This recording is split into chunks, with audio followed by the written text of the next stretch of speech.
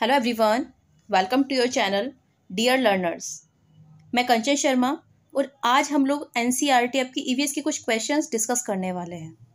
So video को start करने से पहले अगर आपने हमारे चैनल को सब्सक्राइब नहीं किया है तो चैनल को सब्सक्राइब कर लें ताकि आगे आने वाली सभी वीडियोज़ की नोटिफिकेशन आपके पास टाइमली पहुँच सके।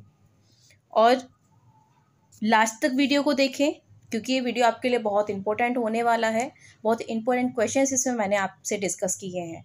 एंड सेकंड थिंग, अगर आपको वीडियो पसंद आए तो वीडियो को लाइक एंड शेयर ज़रूर करें। सो आज का ये वीडियो स्टार्ट करते हैं। हम वीडियो को स्टार्ट करने से पहले एक बार हम लोग डिस्कस कर लेते हैं कि ईवीएस है क्या, या फिर ये मतलब सीटेट में किस तरह से हमारे लिए हेल्पफुल होता है। आपको पता है, जो भी लोग सीटेट एग्ज़ाम दे रहे हैं उनको पता होगा कि सॉरी, जो आपका सीटेट फर्स्ट पेपर होता है पीआरटी के लिए, उसमें ईवीएस एज अ सब्जेक्ट आपको अटैम्प्ट करना होता है।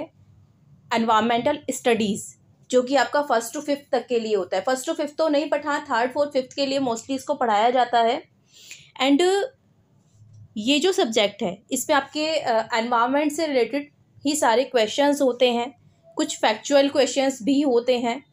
और जो आपका सीटेट में आता है वो टोटली एनसीईआरटी से ही आपके क्वेश्चंस उठाए जाते हैं। तो आज का वीडियो हम ये स्टार्ट करते हैं। इसमें आपका फर्स्ट क्वेश्चन है, कुछ जानवर रात में जागते हैं। यह जानवर हर चीज़ को कौन से रंगों में देखते हैं। जैसा कि आपको पता होगा, कुछ जानवर होते हैं जो रात को जागते हैं, ठीक है। तो ये जो जानवर होते हैं इनको सारी ही चीज़ें ब्लैक एंड वाइट में दिखाई देती हैं, काले और सफ़ेद कलर में दिखाई देती हैं, क्योंकि इनको कलर्स वगैरह की पहचान नहीं होती है। जैसे हम लोगों के पास अगर कोई भी कलर्स हैं, कोई हमारे सामने कोई भी कलर है, हम डिफरेंट डिफरेंट कलर की ड्रेसेस पहनते हैं, ठीक है। तो जो ड्रेसेस हैं हमारी, उसमें डिफरेंट डिफरेंट कलर्स हमें शो होते हैं, लेकिन वो हम लोग देख सकते हैं। लेकिन जो रात में जागने वाले जानवर होते हैं वो इन कलर्स को नहीं देख पाते हैं या इन कलर्स की पहचान नहीं कर पाते हैं। तो उन जानवरों में कौन कौन से जानवर आते हैं? चमगादड़ है, उल्लू, बिल्ली, लोमड़ी और कुत्ता। ये सभी ऐसे जानवर होते हैं जो कि रात में जागते हैं। एक हमारा क्वेश्चन क्लियर हो गया। ये मैं आपको आगे और भी टॉपिक्स कराऊंगी, इससे रिलेटेड डिटेल्स भी कराऊंगी, बट अभी फ़िलहाल के लिए हम लोग एक क्वेश्चन डिस्कस कर लेते हैं। ये क्वेश्चन आपके एनसीईआरटी से रिलेटेड ही है और बहुत ही इम्पोर्टेंट क्वेश्चन है। सेकंड क्वेश्चन देखेंगे हम, किसी अध्यापक के द्वारा यदि आलू, चावल, ब्रेड एवं शक्कर के उदाहरणों का सहारा लिया जाता है तो वह छात्रों को क्या पढ़ाना चाहता है। आपको पता है कि हमारे जो हमारा संतुलित भोजन होता है, संतुलित आहार होता है, उसमें क्या होता है, उसमें आपके कुछ खनिज तत्व होते हैं जो आपको अपनी डाइट में लेने बहुत ज़रूरी होते हैं। उनमें से ही एक है कार्बोहाइड्रेट्स। तो इसमें क्वेश्चन आपसे किया गया है कि कोई अध्यापक हैं, वो बच्चों को किस चीज़ के बारे में मोस्टली बता रहे हैं? वो आलू के बारे में बता रहे हैं, चावल, ब्रेड और शक्कर, इन सब के उदाहरण दे रहे हैं। क्योंकि आपको पता है स्कूल में जो स्टार्टिंग बेसिक लेवल जो होता है, बेसिक क्या, अगर आप बड़ी क्लासेस में भी पढ़ा रहे हैं तो वहाँ पर अगर आप एग्जाम्पल दे करके पढ़ाते हैं तो बच्चों को ज़्यादा अच्छे से चीज़ें समझ में आती हैं। तो एक टीचर है हमारी ही तरह, वो बच्चों को क्या समझाने की कोशिश कर रहे हैं? आलू, ब्रेड और चावल का एग्जाम्पल दे रहे हैं। तो वो क्या चीज़ समझाने की कोशिश कर रहे हैं बच्चों को? वो कार्बोहाइड्रेट्स पढ़ाने की कोशिश कर रहे हैं, क्योंकि कार्बोहाइड्रेट्स ही मिलता है इन सारी चीज़ों में, ठीक है। अब डिस्कस कर लेते हैं कि कार्बोहाइड्रेट्स है क्या। कार्बोहाइड्रेट एक क्या है? एक तत्व है जो हमारे खाद्य पदार्थों में पाया जाता है। मोस्टली ये सभी खाद्य पदार्थों में पाया जाता है, चाहे आपकी वो फल है, सब्जियां हैं, पिज़्ज़ा है, यानी कि आपके स्नैक्स वगैरह होते हैं, हर चीज़ में ये कार्बोहाइड्रेट्स पाया जाता है। इसका काम क्या होता है? इसका काम होता है हमारे शरीर को ऊर्जा प्रदान करना। आपको पता है किसी भी काम को करने के लिए हमें एनर्जी की ज़रूरत होती है। अगर हम नॉर्मल हमारे घर का भी कोई काम है, हम दैनिक कार्य मतलब हमारे रूटीन वर्क जो होते हैं, हर किसी काम में हमें किस चीज़ की ज़रूरत होती है? एनर्जी की ज़रूरत होती है, ऊर्जा की ज़रूरत होती है। तो वो ऊर्जा हमें किससे प्राप्त होती है? हमारे खाने से प्राप्त होती है। तो अगर हमारे आहार में, हमारे भोजन में, हमारे खाने में अगर हम प्रॉपर डाइट नहीं लेते हैं कार्बोहाइड्रेट, तो वो हमारे लिए एक बीमारी का कारण भी बन सकता है।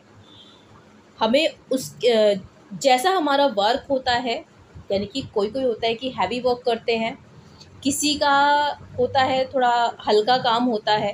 जैसे अगर हम लेबर की बात करें, जो लेबर होती है उसका हार्ड वर्क होता है।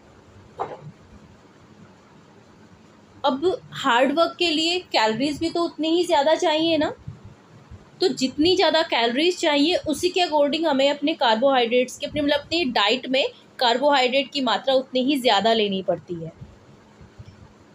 और ऊर्जा के लिए, एनर्जी के लिए कार्बोहाइड्रेट को हमारे भोजन में इंक्लूड करना, ऐड करना बहुत ज़्यादा ज़रूरी होता है।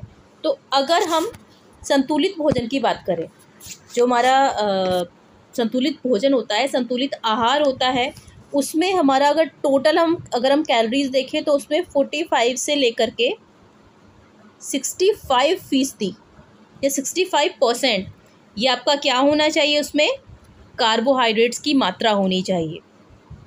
ओके, और हम कार्बोहाइड्रेट के बारे में डिस्कस कर लेते हैं कि जो कार्बोहाइड्रेट का अगर हम अधिक सेवन कर लेते हैं, क्योंकि देखो कोई भी चीज़ है वो लिमिटेड क्वांटिटी में ली जाए तो ज़्यादा अच्छी होती है। अगर हम उसका ज़्यादा मात्रा में या फिर उसकी ज़्यादा क्वांटिटी हम लोग ले रहे हैं तो वो हमारे लिए एक बीमारी का भी कारण बन सकता है।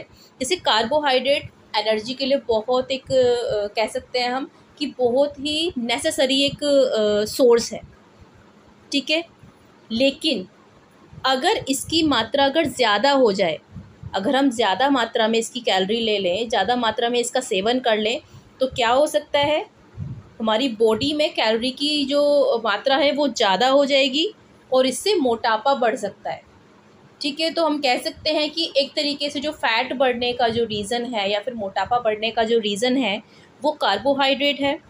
सेकेंड थिंग, अब देखिए ये तो हो गया ज़्यादा मात्रा में लेने पर, लेकिन अगर हम इसकी मात्रा कम लेते हैं, कार्बोहाइड्रेट की मात्रा अगर हमने कम ली है, तो क्या उसका रीज़न हो सकता है, मतलब क्या उससे प्रॉब्लम हो सकती है हमें, उससे कुपोषण हो सकता है। पोषण क्या होता है, न्यूट्रिशन, मतलब अगर हम प्रॉपर मात्रा में न्यूट्रिशन लेते हैं तो हम, ठीक है, बहुत अच्छे तरीके से हमारी ग्रोथ होती है, डेवलपमेंट बहुत अच्छे तरीके से होता है, ठीक है। लेकिन अगर हम उसकी मात्रा, कार्बोहाइड्रेट की मात्रा कम कर देते हैं अपने डाइट में, तो कुपोषण का शिकार हम हो सकते हैं और कुपोषण की वजह से हमें काफ़ी सारी बीमारियां हो सकती हैं।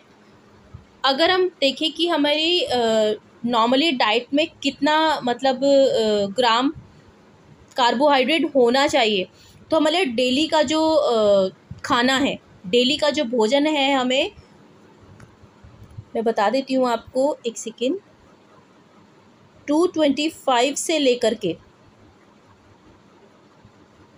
335 ग्राम आपका कार्बोहाइड्रेट आपकी डाइट में होना चाहिए रेगुलर बेसिस पर, जिससे आपको कुपोषण भी नहीं होगा, प्रॉपर आपकी डाइट होगी, ठीक है, और आपको प्रॉपर तरीके से आपकी बॉडी वर्क करे, क्योंकि हमें हर काम के लिए ऊर्जा की ज़रूरत होती है। ऊर्जा हमें कहाँ से मिलेगी, कार्बोहाइड्रेट से। नेक्स्ट हम क्वेश्चन डिस्कस कर लेते हैं। थर्ड क्वेश्चन है हमारा, यदि एक गिलास पानी में चुटकी भर नमक घोल दिया जाए तो जल का स्तर कैसा रहेगा। वो आपका समान ही रहेगा। कहने का मतलब है इसमें, सपोज दैट हमने एक गिलास पानी लिया है, ठीक है, उसमें हमने क्या किया, एक चम्मच नमक को या एक चुटकी नमक को मिक्स कर दिया, तो पानी तो हमारा उतना ही रहेगा ना, पानी की मात्रा थोड़ी बढ़ जाएगी, वही इसमें पूछ रहा है, तो उसका लेवल है वो समान ही रहेगा। नेक्स्ट क्वेश्चन है हमारा, नागालैंड के साथ सीमा साझा करने वाले राज्य कौन कौन से हैं। देखो ये कुछ फैक्चुअल क्वेश्चंस हैं जिसमें कि एक्सप्लेनेशन पॉसिबल ही नहीं है, इसमें हम क्या ही एक्सप्लेनेशन दे देंगे। तो ये आपका इसी तरीके से फैक्चुअल क्वेश्चन है। जो नागालैंड है वो मतलब नागालैंड के साथ सीमा साझा करने वाले राज्य आपको बताने हैं। तो वो कौन कौन से राज्य हैं, अरुणाचल प्रदेश है, असम है और मणिपुर है। नेक्स्ट क्वेश्चन है हमारा, उत्तर भारत में बाढ़ की घटनाओं के कारण का बढ़ने का क्या कारण है। जो उत्तर भारत है वहाँ पर बाढ़ बहुत ज़्यादा आती है, तो उन घटनाओं का क्या एक रीज़न हम कह सकते हैं तो उसका रीज़न है अपवाह क्षेत्र में वन कटाई में वृद्धि। आपको पता है वनों की कटाई का सीधा सीधा इफेक्ट हमारे एनवायरनमेंट पे पड़ता है, और जो एक तरीके से रेन का जो सिस्टम है वो डिस्टर्ब हो जाता है, ठीक है। और उसी की वजह से बाढ़ की घटनाएं बहुत ज़्यादा बढ़ती हैं। और आपको पता है जो पेड़ होते हैं वो हमारे पानी के बहाव को रोकते हैं, पता है ना आपको ये सब चीज़ें, या पानी के बहाव को रोकते हैं, तो एक रीज़न हम ये भी कह सकते हैं इसका। नेक्स्ट क्वेश्चन है, मानचित्र बनाने के विज्ञान को क्या कहा जाता है? आपका फैक्चुअल क्वेश्चन है ये भी, 5th क्वेश्चन। मानचित्र बनाने के लिए विज्ञान को क्या कहा जाता है? तो कार्टोग्राफी कहा जाता है। जो मतलब मानचित्र बनाने के लिए जो विज्ञान का हम यूज़ करते हैं वो कार्टोग्राफी कहलाता है। नेक्स्ट क्वेश्चन है कि 6th क्वेश्चन है हमारा, पर्वतीय क्षेत्रों में सड़कों के अवरुद्ध होने का प्राकृतिक कारण क्या है? जो पर्वतीय क्षेत्र होते हैं, यानी कि जहाँ पर पहाड़ वगैरह ज़्यादा होते हैं जिन क्षेत्र में, सबसे पहली बात तो वहाँ पर सड़कें बनाना ही बहुत ज़्यादा क्या होता है, बहुत डिफ़िकल्ट होता है। और अगर सड़कें बन भी जाएं तो वहाँ पर एक खतरा परमानेंटली रहता है, जो कि एक हमारा नेचुरल रीज़न भी उसको हम कह सकते हैं, भूस्खलन। अब ये समझ लीजिए भूस्खलन होता क्या है। भूस्खलन होता है जब जो चट्टानें होती हैं या फिर जो वनस्पति होती हैं उनके ढलान होते हैं, जब वो ढलान नीचे की ओर खिसकते स्टार्ट हो जाते हैं। वो ज़्यादा मात्रा में भी खिसक सकते हैं, वो कम मात्रा में भी खिसक सकते हैं। अब आपको पता है कि पर्वतों पर, पहाड़ों पर अगर कोई रोड बना हुआ है और वहाँ पर भूस्खलन हो रहा है, मतलब वो मिट्टी खिसक रही है, वो चट्टानें खिसक रही हैं, तो आप उसको समझ सकते हो कि क्या वहाँ पर रोड वगैरह बनाना सेफ़ है? नहीं है। अवरुद्ध होने का मतलब होता है कि उसमें एक तरीके से डिस्टर्बेंस क्रिएट होना, कि जो सड़क बनने में जो डिस्टर्बेंस क्रिएट होता है, एक नेचुरल रीज़न उसका क्या कह सकते हैं, भूस्खलन कह सकते हैं, ठीक है। और भूस्खलन होता क्या है, जब चट्टानें और वनस्पति मतलब नीचे की ओर खिसकते हैं, ठीक है। इसका एक क्या रीज़न और हो सकता है? इसका रीज़न हो सकता है मूसलाधार बरसात। मूसलाधार बरसात का मतलब होता है जब बहुत तेज़ बारिश होती है। और भूकंप, यानी कि वो तो आपको पता ही है, भूकंप तो खैर नॉर्मल प्लेन एरियाज़ में भी बहुत ज़्यादा एक परेशानी वाला रीज़न हो सकता है, क्योंकि तो प्राकृतिक आपदा है ये। और ये प्राकृतिक आपदा ऐसी है कि अगर प्लेन में भी आपके अगर भूकंप की प्रॉब्लम है और भूकंप की जो गति है वो बहुत ज़्यादा तीव्र है, तो बहुत बड़ी बड़ी बिल्डिंग्स गिर जाती हैं। तो वो तो खैर पर्वतीय क्षेत्र है, तो वहाँ पर तो इसका हार्म पहुँचना लाजमी है। नेक्स्ट क्वेश्चन हम डिस्कस कर लेते हैं, वन आच्छादन के कम होने का क्या कारण है? तो जो बढ़ती हुई आबादी है, जो पॉपुलेशन जो बढ़ रही है, वो वन आच्छादन का एक सबसे बड़ा रीज़न, हम वन आच्छादन के कम होने का सबसे बड़ा रीज़न कह सकते हैं। नेक्स्ट क्वेश्चन है, ओजोन जिन शक्तिशाली विकिरणों को सोखकर जीवमंडल को सुरक्षा प्रदान करती है उन्हें क्या कहा जाता है?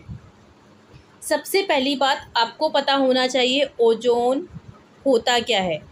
ओजोन एक गैस है, ठीक है। अब हम बात कर लेते हैं ओजोन लेयर, क्योंकि यहाँ पर जो बात हो रही है वो ओजोन लेयर की बात हो रही है। ओजोन मैंने आपको बता दिया आपके वायुमंडल में बहुत अधिक मात्रा में, अगर देखा जाए तो वायुमंडल में 91% से अधिक आपकी ओजोन गैस होती है, ठीक है। और ये जो होती है, जो सूर्य से आने वाली पराबैंगनी किरणें होती हैं, उनको 90 से 99% मात्रा में क्या कर लेती है, अवशोषित कर लेती है, सोख लेती है। क्योंकि जो अल्ट्रावायलेट रेज होती हैं, जो पराबैंगनी किरणें होती हैं, उनको ये क्या कर लेती है, अवशोषित कर लेती है, जो कि हमें नुकसान ज़्यादा ना पहुंचा पाए। क्योंकि आपको पता है जो जो अल्ट्रावायलेट रेज होती हैं सूर्य से आने वाली, बहुत ज़्यादा हार्मफुल होती है हमारी लाइफ के लिए। आगे हम उसका भी डिस्कस करेंगे। ये तो हुआ हमारी ओजोन गैस। अब बात कर लेते हैं ओजोन लेयर। ओजोन लेयर क्या है? जो हमारा एनवायरनमेंट है उसमें एक परत ओजोन परत भी होती है, स्ट्रेटोस्फियर जिसको हम बोलते हैं, समताप मंडल जिसको हम बोल देते हैं, उसमें क्या है, उसमें ओजोन लेयर है, ठीक है। ये होती क्या है, पृथ्वी के वायुमंडल की एक ऐसी परत है जिसमें ओजोन गैस की मात्रा बहुत ज़्यादा होती है, ठीक है। इसी की वजह से हमारी लाइफ पॉसिबल है। अब लाइफ क्यों पॉसिबल है, आप कहेंगे कि इसकी वजह से हमारी लाइफ क्यों पॉसिबल है। वो इस वजह से कि जो ओजोन लेयर है ना, ये सूर्य से आने वाली अल्ट्रावायलेट रेज जो कि हमारे लिए बहुत ज़्यादा हानिकारक होती हैं, बहुत सारी खतरनाक बीमारियों का कारण होती हैं, या फिर फसलों की हानि का भी कारण होती हैं। ये उसको क्या कर लेता है, अवशोषित कर लेता है, ठीक है, हमारे पास तक आने ही नहीं देती है। जो ओजोन लेयर है ये अल्ट्रावायलेट रेज को हमारे पास तक आने ही नहीं देती है। आपको पता है जो कैंसर वगैरह हैं, जो कुछ हार्मफुल बीमारियां हैं, हार्मफुल डिजीज़ हैं बहुत सारी, जो कि अल्ट्रावायलेट रेज की वजह से ही होती हैं। सेकेंड थिंग कि जो हमारी ओजोन लेयर है वो हमारे वायुमंडल के तापमान को भी, जो वायुमंडल का जो टेम्परेचर है उसको क्या करती है, कंट्रोल करती है। हमारे एनवायरनमेंट का जो टेम्परेचर है उसको कंट्रोल करती है। अब क्वेश्चन के बारे में डिस्कस कर लेते हैं कि जो ओजोन जिन शक्तिशाली विकिरण को सोख कर, मैंने भी आपको बताया ना अल्ट्रावायलेट रेज को सोख लेती है वो, और जीवमंडल यानी कि जहाँ पर हम लोग रह रहे हैं उसको सुरक्षा प्रदान करती है। यानी कि सीधा सीधा मतलब इनका यही है कि जो हमारे लिए बहुत ही बेनिफिशियल है, जो कि हम लोगों को बहुत सारी बीमारियों से बचाती है, तो वो ओजोन लेयर है और वो अल्ट्रावायलेट रेज को हमारे पास तक आने से रोकती है। नेक्स्ट क्वेश्चन हम डिस्कस कर लेते हैं। नेक्स्ट क्वेश्चन है, वातावरण में क्लोरोफ्लोरोकार्बन उत्सर्जित पकड़ने पर प्रतिबंध लगाने संबंधी प्रथम प्रोटोकॉल कहाँ पर बना था। सबसे पहली बात तो आपको पता होना चाहिए क्लोरोफ्लोरोकार्बन है क्या। क्लोरोफ्लोरोकार्बन एक गैस है जो कि बहुत ही ज़्यादा हार्मफुल गैस होती है। और एक चीज़ और मैं आपको बता दूं कि जो क्लोरोफ्लोरोकार्बन है वो किससे निकलती है, जो आपके एसी होते हैं, जो रेफ्रिजरेटर होते हैं, जिसको हम फ्रिज बोल देते हैं। रेफ्रिजरेटर को हम क्या बोल देते हैं, फ्रिज बोल देते हैं। सभी के घर में होता है नॉर्मली। तो रेफ्रिजरेटर से और एसी से, दोनों से ही निकलती है ये गैस, और इतनी ज़्यादा हार्मफुल होती है कि अगर इंसान इस गैस की मात्रा को ज़्यादा ले ले तो उसकी मौत भी हो सकती है। इतनी ज़्यादा हार्मफुल गैस है ये, और बहुत सारी बीमारियों का तो कारण है ही। तो कह देते हैं ना कि जितनी सारी फैसिलिटी होती जा रही है उतनी ज़्यादा बीमारी बढ़ती जा रही है। आपने देखा होगा नॉर्मली पहले के टाइम में क्या होता था कि पहले के टाइम में तो कूलर पंखे से ही काम चलता था, लेकिन आजकल अगर आप देखें तो बहुत सारे घरों में एसी का यूज़ करते हैं, रेफ्रिजरेटर का यूज़ करते हैं। पहले रेफ्रिजरेटर कौन यूज़ करता था, अगर बहुत पुराने टाइम की अगर हम बात करें, मैं अपनी दादी और नानी के टाइम की बात करूं, तो उस टाइम पे रेफ्रिजरेटर होता ही नहीं था, या फिर होता था तो बहुत रेयर होता था, किसी किसी के घर में मिल गया। तो उस टाइम पर बीमारियां भी कम होती थी। आज के टाइम में क्या है, आज के टाइम में रेफ्रिजरेटर का यूज़ कर रहे हैं, बहुत ज़्यादा एसी का यूज़ कर रहे हैं, तो ये बीमारियां भी बढ़ती जा रही हैं। क्योंकि उसका सबसे बड़ा रीज़न क्या है, जो क्लोरोफ्लोरोकार्बन है वो एक सबसे बड़ा हम रीज़न कह सकते हैं। सबसे बड़ा रीज़न तो नहीं कहेंगे, और भी बहुत सारी चीज़ें हैं जो बीमारियों का रीज़न है, लेकिन उन रीज़न्स में से एक रीज़न ये क्लोरोफ्लोरोकार्बन भी है, ठीक है। तो जो और प्रोटोकॉल मैं आपको बता दूं, प्रोटोकॉल होता है नियम जो हम बनाते हैं। तो जो वातावरण में क्लोरोफ्लोरोकार्बन उत्सर्जित पर प्रतिबंध लगाने संबंधी, मतलब जो क्लोरोफ्लोरोकार्बन का जो उत्सर्जन होता है उसको रोकने से रिलेटेड जो नियम बनाया गया था, वो सबसे पहले कहाँ बनाया गया था, वो मॉन्ट्रियल में बनाया गया था। नेक्स्ट क्वेश्चन हम लोग डिस्कस कर लेते हैं, उन वनों को क्या कहते हैं जो चक्रवातों के अवरोधकों का कार्य करते हैं। मतलब जो चक्रवात होते हैं उनके लिए अवरोधक का काम करते हैं, वो कौन से वन होते हैं, वो मैंग्रोव वन होते हैं।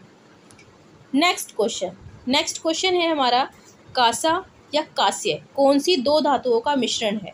जो कांसा है, मतलब जो कांस्य है, एक धातु होता है, ये कौन सी दो धातुओं का मिश्रण होता है या कॉम्बिनेशन होता है, वो होता है तांबा और टिन का। नेक्स्ट क्वेश्चन, भारत का सबसे प्राचीन राष्ट्रीय उद्यान कौन सा है। तो जो हमारा सबसे प्राचीन राष्ट्रीय उद्यान है, ये क्वेश्चन वैसे मोस्टली आता है, बाकी कॉम्पिटिटिव एग्जाम में भी आता है, इम्पोर्टेंट क्वेश्चन है। तो जो सबसे प्राचीन जो राष्ट्रीय उद्यान है हमारा वो कौन सा है? Jim Corbett national park. Next question, Madhubani चित्रकला बिहार के कौन से जिले में फैली है? ये डिस्प्रिंटिंग हो गई है इसमें, तो मैं आपको क्लियर कर देती हूँ। मधुबनी चित्रकला या मधुबनी पेंटिंग आप सभी ने सुना होगा। मतलब अगर आपने एनसीईआरटी पढ़ा है तो ऑब्वियस सी बात है आपने ये वर्ड सुना होगा मधुबनी पेंटिंग। उसमें काफ़ी चीज़ें इसके बारे में बताई गई हैं। सबसे पहले हम मधुबनी के बारे में बात करते हैं। पेंटिंग के बारे में तो बाद में बात करेंगे, पहले मधुबनी के बारे में डिस्कस कर लेते हैं। मधुबनी ये बिहार का एक प्रमुख शहर है, कि हम जिला इसको कह सकते हैं, ठीक है। यहाँ मधुबनी पेंटिंग बहुत फेमस है। अब देख लेते हैं मधुबनी पेंटिंग। ये देखो क्वेश्चन भी यही है कि मधुबनी चित्रकला जो है, मधुबनी पेंटिंग है, सबसे पहली बात तो बिहार में फेमस है। और बिहार के कौन से ज़िले में फेमस है? मधुबनी ज़िले में फेमस है, ठीक है। और ये जो बनाई जाती है ना पेंटिंग, इसमें बहुत मतलब कलर भी कैसे यूज़ किए जाते हैं, जो होम रेमेडीज़ होती हैं ना, जो घर की चीज़ें होती हैं, जैसे आप किसी चीज़ के पत्ते ले लिए हमने डिफरेंट कलर्स के, हल्दी ले ली, इस तरह की घरेलू चीज़ों से ये इसके लिए रंग बनाए जाते हैं। नेक्स्ट क्वेश्चन, रात में खिलने वाले फूल होते हैं, कैसे होते हैं? जो रात में खिलने वाले फूल होते हैं बहुत ही ज़्यादा सफ़ेद, मतलब सुगंधित होते हैं। सुगंधित का मतलब बहुत खुशबूदार होते हैं और सफ़ेद होते हैं। और एक दो पॉइंट इसके बारे में हम लोग डिस्कस कर लेते हैं कि सबसे पहली बात, इनमें बहुत अच्छी खुशबू होती है। जो रात में खिलने वाले फूल होते हैं इनकी खुशबू बहुत अच्छी होती है। और इनकी खासियत होती है कि सुबह होते ही ये ज़मीन पर गिर जाते हैं। मतलब नाम ही उनका रात में खिलने वाले फूल है, तो जब जैसे ही सुबह होती है ज़मीन पर गिर जाते हैं। इनकी खुशबू बहुत अच्छी होती है। और सिर्फ यही एक ऐसा फूल है, आपने सुना होगा कि भगवान जी को गिरे हुए फूल नहीं चढ़ाते हैं, लेकिन सिर्फ यही रात में खिलने वाले फूल ऐसे होते हैं जो भगवान जी को भी चढ़ाए जा सकते हैं। कुछ मैं एग्जांपल आपको दे देती हूँ रात में खिलने वाले फूलों के, जैसे ब्रह्म कमल होता है, ड्रैगन फ्रूट फ्लावर होता है, और इवनिंग प्राइम रोज़। ये सब फ्लावर ऐसे हैं, ऐसे फ्लावर के नाम मैंने आपको बताए हैं जो कि रात में खिलने वाले होते हैं। अब डिस्कस कर लेते हैं हम केरल। केरल को हम क्या कह सकते हैं? मसालों का राज्य कह सकते हैं, क्योंकि वहाँ पर मसाले बहुत ज़्यादा मात्रा में उगाए जाते हैं और वहाँ के मसाले बहुत ज़्यादा फेमस हैं। वहाँ पर मसालों के शहर के नाम से ही इसको जाना जाता है, केरल को। इसकी राजधानी क्या है? इसकी राजधानी है तिरुवनंतपुरम। तिरुवनंतपुरम केरल की राजधानी है। नेक्स्ट क्वेश्चन हम डिस्कस कर लेते हैं। आज हम कुछ 20 क्वेश्चंस डिस्कस करेंगे। इसके आगे के क्वेश्चंस हम लोग कल डिस्कस करेंगे। ये क्लास हमारी कंटिन्यूस रहेगी, यानी कि मैं इसमें आपको एनसीईआरटी ईवीएस से रिलेटेड बहुत सारे क्वेश्चंस कराऊंगी एंड डिटेल्स भी कराऊंगी। और बाकी आपको जो भी रिक्वायरमेंट है, जो भी नीड है, वो आप कमेंट्स में प्लीज़ लिख दीजिएगा। आपके कमेंट्स के अकॉर्डिंग मैं चीज़ें टैकल कराने की कोशिश करूँगी। तो जो भी आपके डाउट्स हैं, जो भी आपको प्रॉब्लम है, वो मुझे आप कमेंट्स में लिख दीजिएगा। जिस भी क्वेश्चन से रिलेटेड, अगर आपको कोई भी किसी भी क्वेश्चन का एक्सप्लेनेशन चाहिए, या आपको एक्सप्लेनेशन समझ में नहीं आया है, या फिर और भी उससे अलग भी आप उससे रिलेटेड आप क्वेश्चन को समझना चाहते हैं, आपको नहीं बताए, तो आप उसके लिए कमेंट में लिख सकते हैं, कमेंट कर सकते हैं। तो मैं आपके कमेंट पर वर्क ज़रूर करूँगी। सो 16th क्वेश्चन हम देख लेते हैं। उस पौधे का नाम बताइए जो इंडोनेशिया और भारत के मेघालय राज्य में पाया जाता है। तो ऐसा पौधा कौन सा है? ये क्वेश्चन आपके कई बार सीटेट एग्ज़ाम में आया हुआ है कि जो नेफेंथीस करके एक पौधा होता है, कीटहारी पौधा। इसे कीटहारी पौधा क्यों कहते हैं वो भी मैं आपको बताऊंगी। तो जो नेफेंथीस पौधा है ये कहाँ पर पाया जाता है? भारत के मेघालय, सिर्फ भारत के मेघालय राज्य में पाया जाता है। ये आपसे क्वेश्चन पूछा भी जाता है कि भारत के कौन से राज्य में ये नेफेंथीस पौधा पाया जाता है। तो भारत के मेघालय राज्य में पाया जाता है, जहाँ पर बहुत ज़्यादा बारिश होती है मेघालय में, ठीक है। अपनी बारिश के मतलब बहुत ज़्यादा बारिश के लिए जाना भी जाता है मेघालय में एक मॉनसिनराम करके प्लेस है, जो कि बहुत ज़्यादा बारिश के लिए जाना जाता है। सबसे ज़्यादा बारिश वहाँ पर होती है। और एक इंडोनेशिया है, यहाँ पर ही नेफेंथीस पौधा पाया जाता है। अब नेफेंथीस के बारे में एक बार डिस्कस कर लेते हैं। जो आपका नेफेंथीस पौधा है, इसको कीटभक्षी पौधा या कीटहारी पौधा भी कहते हैं, क्योंकि इसका खाना ही कीटाणु, कीट मतलब जो छोटे छोटे कीट पतंगे होते हैं ना, ये उनको ही खाता है। आपने सुना होगा कि जो पौधे होते हैं, कभी मतलब वैसे मुझे नहीं लगता कि, मैंने भी नहीं सुना था, मैंने जब NCERT पढ़ा तभी मुझे पता चला कि नेफेंथीस एक ऐसा पौधा होता है जो कीट जो कीड़े मकोड़े होते हैं उनको ही खा के अपना काम चलाता है, जबकि पौधे ऐसे नहीं होते हैं, पौधे अपना खाना खुद बनाते हैं। लेकिन ये जो पौधा है, नेफेंथीस पौधा है, ये दूसरी चीज़ों पर यानी कि कीट पतंगों पर डिपेंडेंट रहता है। इसकी जो पत्तियाँ होती हैं, पत्ती सुराही के जैसी होती हैं, सुराही के आकार की होती हैं। और ये मोस्टली कहाँ पर पाया जाता है, जो नम जगह होती है ना, जो बहुत ज़्यादा नम जगह होती है वहाँ पर ये उगता है। ऑब्वियस सी बात है, मेघालय में इतनी सारी बारिश होती है, आपको पता है मेघालय में सबसे ज़्यादा बारिश होती है। मेघालय में मॉनसिन राम करके एक प्लेस है जहाँ पर बहुत ज़्यादा बारिश होती है, तो वहाँ पर ये पौधा पाया जाता है। तो बहुत ज़्यादा दलदली या नम जगह में ये पौधा आपको पाया जाता है, और इंडोनेशिया और भारत के मेघालय राज्य में पाया जाता है। मैंने ये भी आपको बता दें कि इसको कीटभक्षी या कीटहारी क्यों कहते हैं, क्योंकि कीड़े मकोड़ों को खाता है। नेक्स्ट क्वेश्चन, उत्तर प्रदेश का कौन सा जिला इत्र के लिए मशहूर है? तो ये कन्नौज है, कि मतलब सुगंधित चीज़ों के लिए अगर कहा जाए तो सुगंधित चीज़ों के लिए बहुत ज़्यादा फेमस है।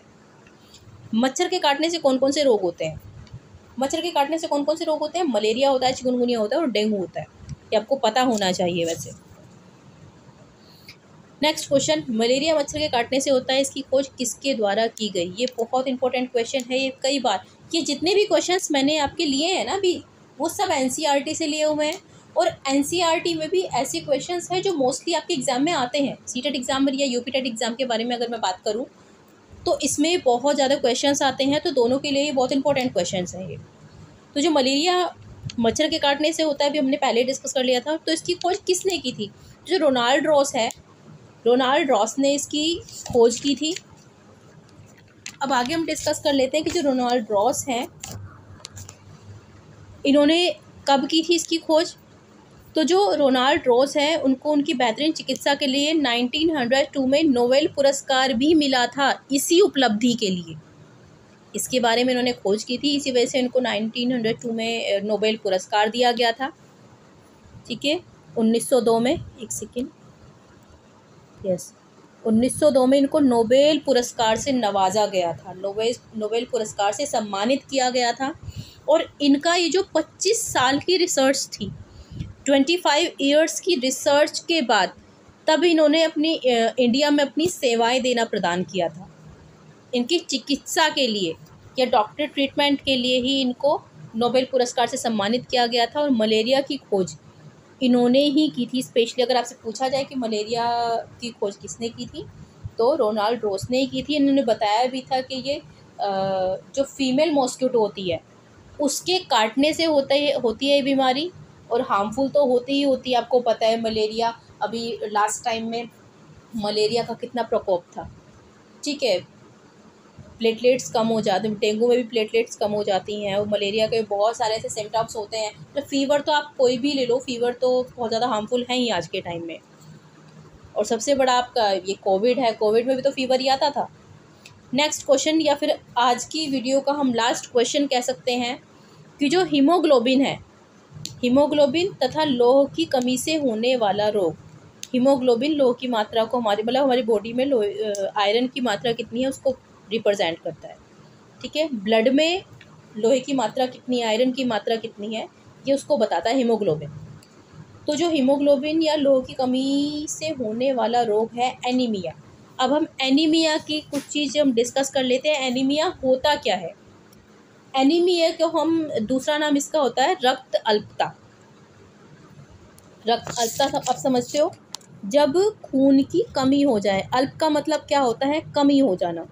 तो जब ब्लड की कमी हो जाती है, खून की कमी हो जाती है, उसको हम रक्त अल्पता कहते हैं।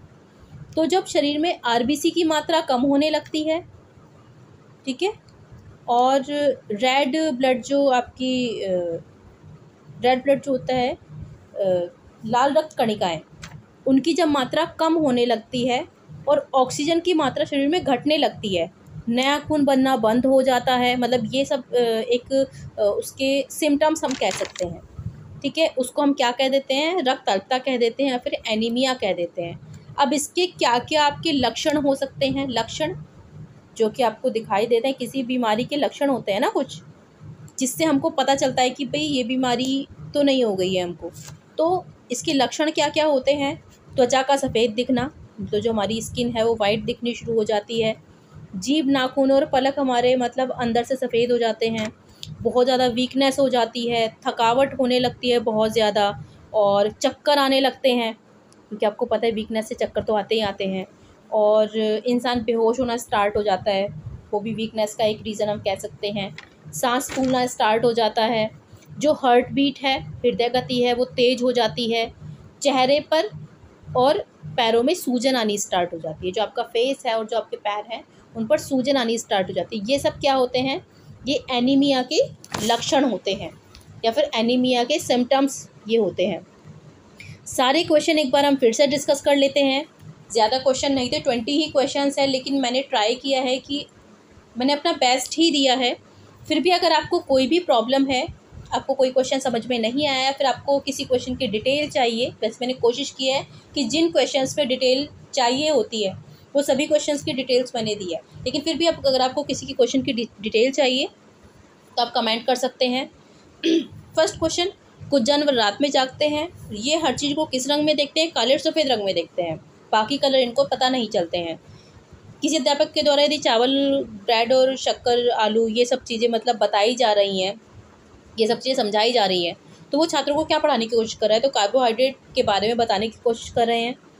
एक ग्लास पानी में अगर हम नमक घोल दें तो ये पूछ रहे हैं कि जो वाटर लेवल है वो बढ़ेगा नहीं बढ़ेगा या घटेगा नहीं घटेगा, तो वो क्या रहेगा, वो इक्वल ही रहेगा। नागालैंड के साथ सीमा साझा करने वाले राज्य कौन कौन से हैं, अरुणाचल प्रदेश है, असम और मणिपुर है। उत्तर भारत में बाढ़ की घटनाओं के बढ़ने के क्या कारण हम कह सकते हैं, वनों की कटाई में वृद्धि। सॉरी। मानचित्र बनाने के विज्ञान को क्या कहते हैं, हम कार्टोग्राफी कहते हैं। पर्वतीय क्षेत्रों में सड़कों के अवरुद्ध हो जाने की या फिर सड़कों के मतलब रुक जाने का जो कारण हो सकता है वो क्या हो सकता है, भूस्खलन हो सकता है। अब आपने सुना भी होगा, न्यूज़ वगैरह में आता रहता है कि वहाँ पर चट्टानों के खिसकने की वजह से रास्ता रुक गया है।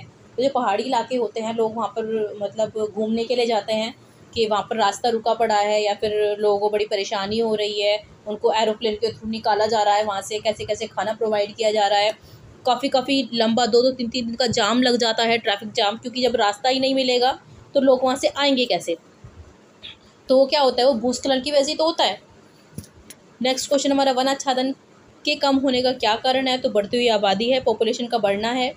ओजोन लेयर मैंने आपको समझा दी। ओजोन लेयर जो होती है वो अल्ट्रावायलेट रेज जो आती हैं सूर्य से आने वाली अल्ट्रावायलेट रेज जो कि बहुत हानिकारक होती हैं, उनको हमारे पास तक आने से रोकता है, जिससे हम बहुत सारी बीमारियों से बच जाते हैं, हमारी फसलों को जो हानि होती है उससे बच जाते हैं।